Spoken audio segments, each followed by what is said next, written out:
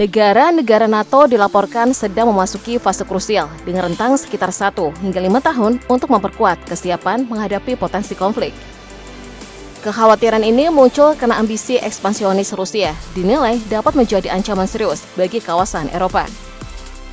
Fokus layanan keamanan kini mulai bergeser dari pencegahan menuju pertahanan aktif, termasuk rencana regional rahasia yang mencakup skenario serangan artileri berintensitas tinggi serta operasi jarak jauh. Lalu muncul pertanyaan besar, apakah ini pertanda Perang Dunia Ketiga sudah semakin dekat? Jawabannya belum pasti. Namun jika kemungkinan ini benar, negara-negara NATO tentu harus mempersiapkan diri dengan matang.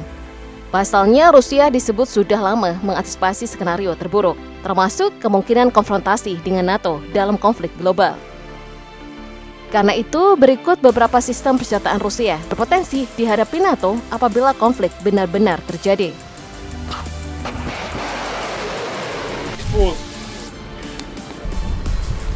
Rudal ini dikenal dengan nama 3M22 Zircon. Di lingkungan NATO, identitasnya tercatat sebagai SSN-33. Sejak pertama diperkenalkan, banyak pihak langsung memahami bahwa ini bukan rudal anti kapal biasa. Jika sebelumnya senjata sejenis difokuskan untuk menenggelamkan armada lawan, Zircon justru melampaui fungsi tersebut. Rusia merancangnya dengan dua peran sekaligus, menyerang kapal perang dan melaksanakan serangan darat presisi tinggi.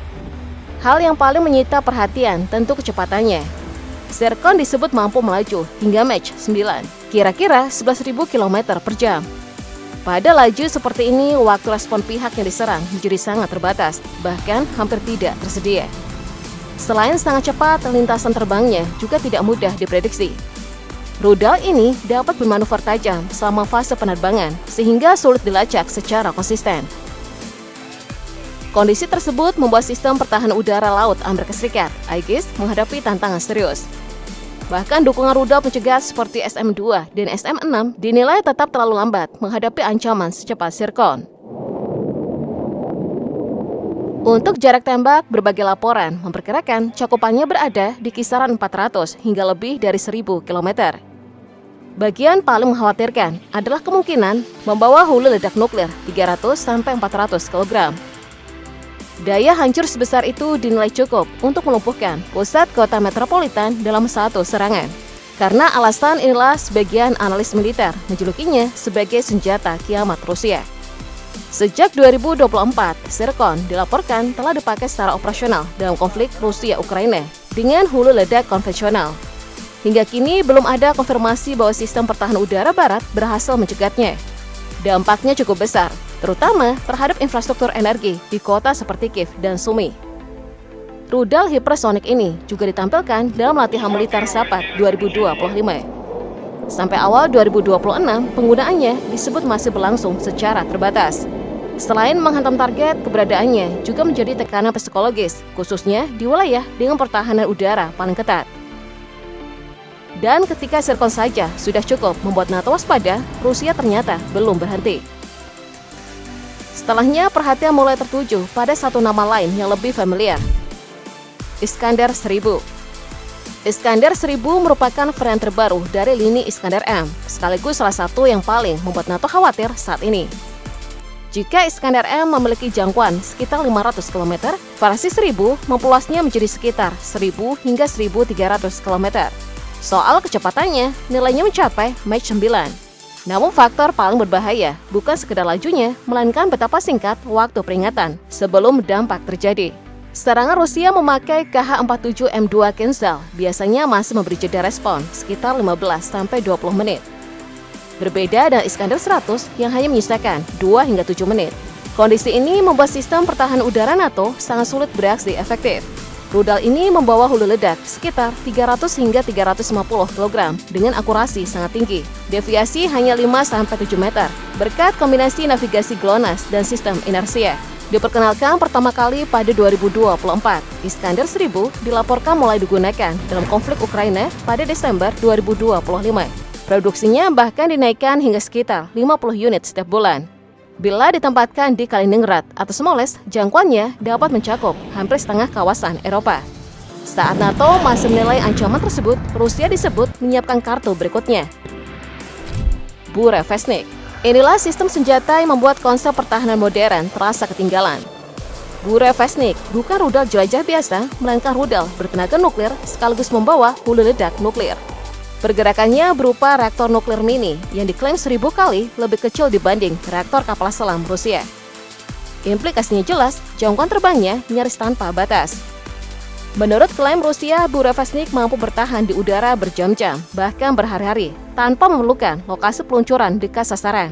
Dalam uji coba Oktober 2025, rudal ini disebut terbang sekitar 15 jam dengan jarak kurang lebih 14.000 km, setara 2 kali rute udara Moskow menuju Washington. Dan itu pun disebut belum mencapai kemampuan maksimalnya. Bisa dicegat? Nyaris tidak mencegat. Burevestnik nyaris seperti mengejar bayangan. Rudal ini bisa melintas sangat rendah, hanya 50-100 meter di atas permukaan tanah, sambil terus bermanuver aktif. Profil terbang serendah ini membuatnya sukar tertangkap radar dan memberi peluang besar untuk menembus sistem pertahanan rudal modern, bahkan yang masih diproyeksikan untuk menghadapi ancaman generasi berikutnya. Yang paling meresahkan, ia bisa datang dari arah yang sama sekali tak terduga. Dengan senjata seperti ini, logika pencegahan nuklir berubah. Pertanyaannya bukan lagi dari mana serangan datang, melainkan kapan ia tiba. Dan sejak New START berakhir pada 5 Februari, batas hukum terakhir yang mengikat gudang nuklir Rusia ikut menguap. Tapi Burevestnik bukan penutup cerita. Rusia masih menyiapkan kartu berikutnya. Kartu berikutnya bernama Novator 9M729, rudal jelajah berbasis darat yang sejak awal kemunculannya sudah mengundang kontroversi. Ketika kasus ini mencuat pada 2019, Rusia bersikeras jangkauannya di bawah 500 km agar tetap terlihat sejalan dengan perjanjian INF. Namun pandangan Barat berbeda. Sejumlah penilaian intelijen NATO menyebut jarak sebenarnya jauh lebih besar, bahkan bisa berada di kisaran 1.500 hingga 2.500 km.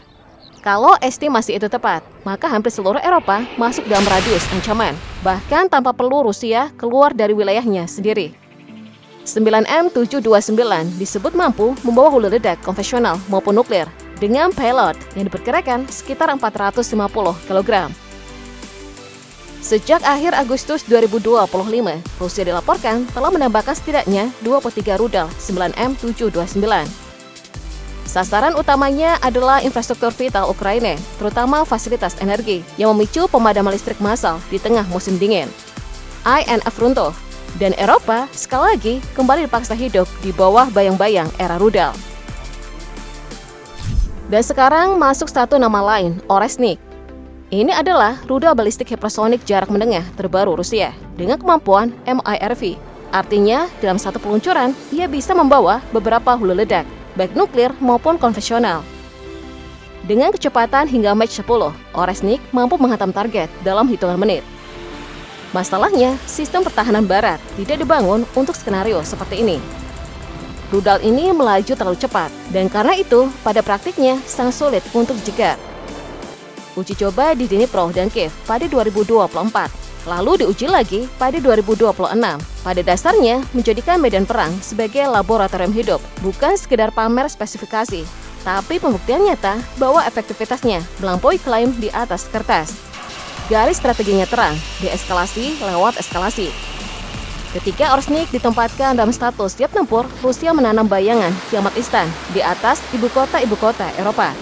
Sasarannya satu, memicu kegelisahan di dalam NATO, membuka keterbatasan teknologi mereka, lalu memaksa Barat menghitung ulang langkah. Tapi tekanan paling berat Rusia justru datang dari kedalaman laut.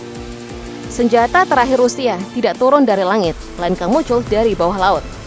Namanya Khabarovsk, kapal selam strategis yang sejak awal dirancang sebagai kapal induk Poseidon.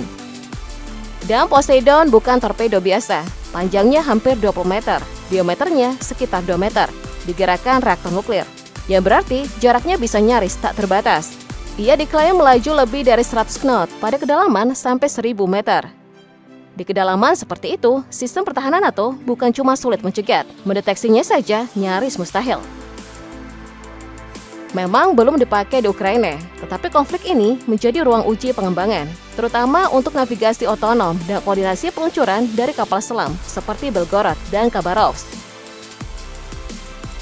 Skenario penggunaannya terdengar sederhana, namun mengerikan. Serangan balasan ke pesisir musuh yang memicu tsunami radioaktif, melumpuhkan kota pelabuhan dan gugus tempur kapal induk secara permanen. Konfrontasi Rusia-NATO kini bergerak ke fase paling berbahaya. Rusia menaikkan produksi militernya tajam, menargetkan sekitar 310.000 unit peralatan militer dan kurang lebih 21 juta amunisi sepanjang 2026. Semuanya diarahkan pada satu tujuan, perang panjang. Di saat yang sama, sekitar 15.000 pasukan Rusia mulai digeser dekat perbatasan Finlandia dalam status siap tempur bila eskalasi langsung dengan NATO terjadi. Peluncuran Oreshnik menjadi titik balik, Eropa panik. Rudal Rusia kini sanggup menjangkau ibu kota Eropa dalam hitungan menit, sementara Macron sendiri mengakui Barat belum punya senjata yang benar-benar sepadan. Dan inilah realitasnya, bukan soal siapa yang paling kuat, melainkan siapa yang lebih dulu kehilangan kendali.